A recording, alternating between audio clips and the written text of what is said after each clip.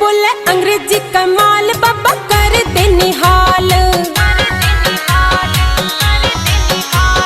हाथों में सजा के लाई पूजा का थाल बाबा कर दे निहाल।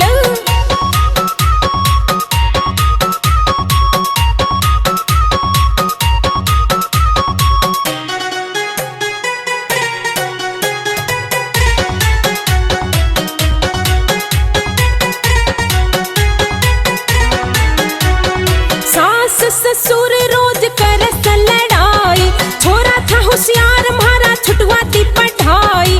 कालजा फटे से मेरी डट नहीं झाल बाबा कर दे निहाल।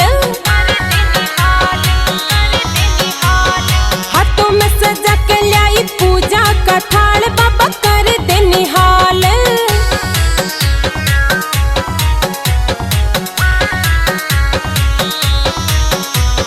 मैंने तो सुना है तेरे दर पे जो भी आया, वारे न्यारे किए कोई खाली ना लौटाया। मेरा दुख कटो करो बाबा तुम ख्याल बाबा कर दे निहाल।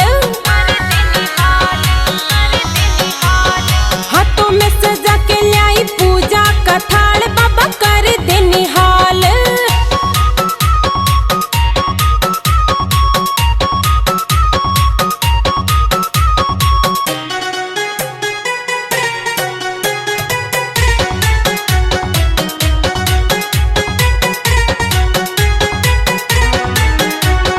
नौकरी लगवा दे तेरा भंडारा करवाऊंगी, हरे राम बैसला की पार्टी बुलाऊंगी। सुरेश गोला गावे भजन मिठे स्वर ताल बाबा कर दे निहाल।